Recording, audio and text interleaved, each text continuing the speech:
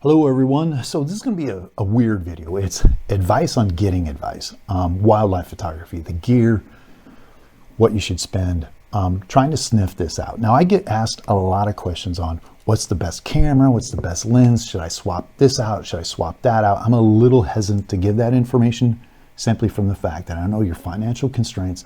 I don't know how mobile you are, what you're photographing, your patience, all that. We're going to go over that.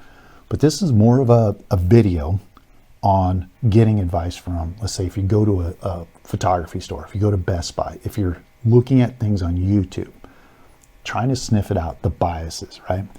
So first thing, out of the five, there's going to be five things, kind of five pieces of information you get and two internal questions you're going to ask yourself, and it will help you navigate this. So first things first is corporate bias. Believe it or not, Best Buy, a few of these other stores have individuals that are kind of sponsored or help supported by, let's say, Sony, Nikon, or Canon. So they get free gear, they get to use it, and they get ushered down to maybe a Canon camp, Sony camp, where they actually get to use the cameras, they get a full demo, they get tuned up on the sales tactics and what they can do, and then they're working, let's say, in Best Buy or something like that, giving solid advice, which makes sense. But the fact is, you just got to know that, because if you get in front of one of these individuals and you're asking for a camera system, what's the best wildlife camera, you're generally going to get that. You're going to, oh, you need to go this route or that route.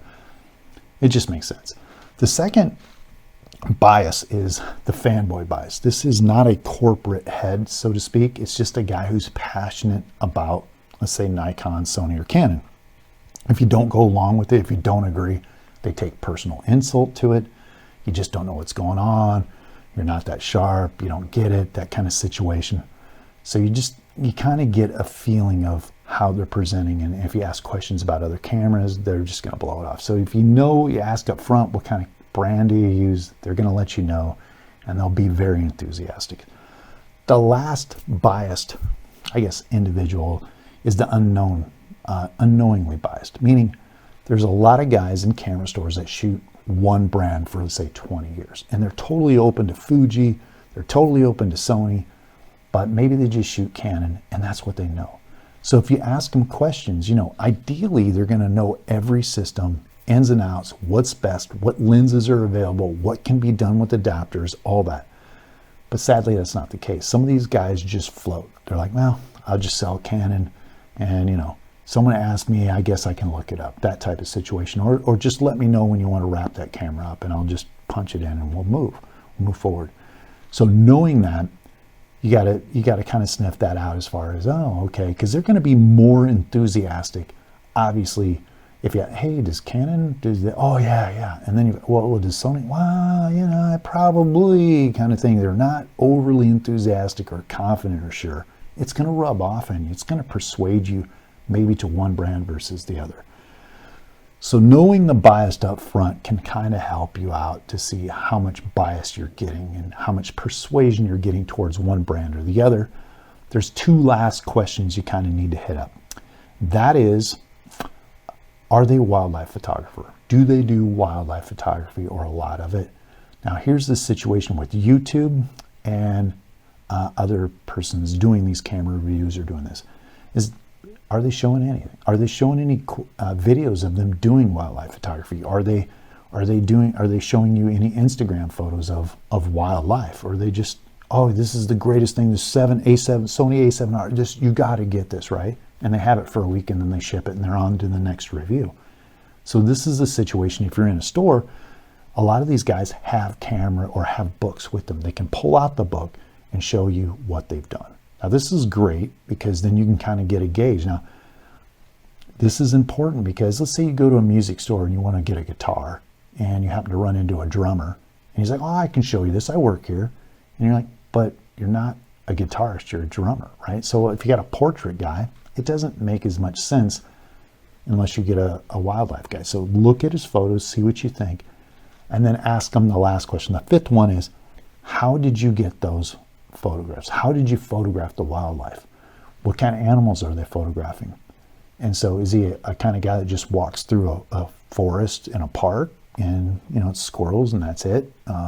Or is it he's hiking, or he's mountain climbing, or he's doing something. You'll get a feel for things, but you got to kind of get an indication of how he operates and what his likes and dislikes are, because that kind of gets replicated in the gear he uses, or he or she.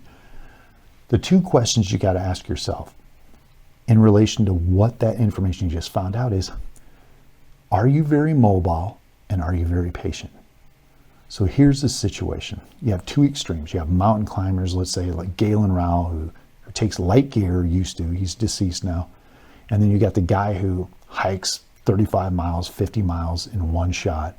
And then you got guys who will do a couple miles and they like to be active and they like to work out and they do, 3 to 5 miles. And you got the guy who just goes 100 feet into the forest or 200 yards in the forest and sits there for 8 hours. He's very patient. And then you got the guy who sits in his car or on the side of the road, smokes and drinks, he's smoking cigarettes and drinking coffee, and he just moves that much. Totally different mindset. So if he's not very active, generally he's not going to be wanting to walk around a lot. And if he's not wanting to walk around a lot, generally they can have larger gear. They can have more gear. Now, if you're more mobile, you're doing something at 35, 40 miles in one shot, you're generally not going to have a 600 F4 with you on your back because you're missing opportunities. That's the thing. Patience. For myself, I can sit 1 to 3 hours, and I like the outdoors, so I like to get up and move around. I want to look around. I just don't want to be in one spot for 8 hours. Now, here's the situation. If you're energetic and don't have a lot of patience, generally you're going to be on that spectrum of getting around and moving around and enjoying things, right? If you're not energetic and not very patient, generally those guys are on the side of the road. They're on the side of the road in their car, moving around. They'll just put it in gear and move down the road, and then move 5 feet with their camera and shoot.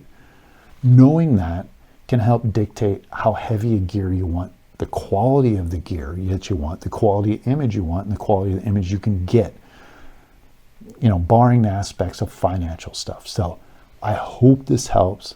Run through this, rewatch this video. That way, it kind of sinks in, because not all wildlife is the same, and all the gear obviously isn't, because that's the reason why we're getting so many questions. That being said, with wildlife, I think I have a wildlife video coming up in the next week. Hopefully it'll be turkey or prairie chickens. I had a survey last week, and the next video is supposed to be wildlife. I think it was 75%, 15%, and 10% were still life and photography gear review. So anyway, guys, if you like this stuff, hit the like, subscribe, and I will see you next week.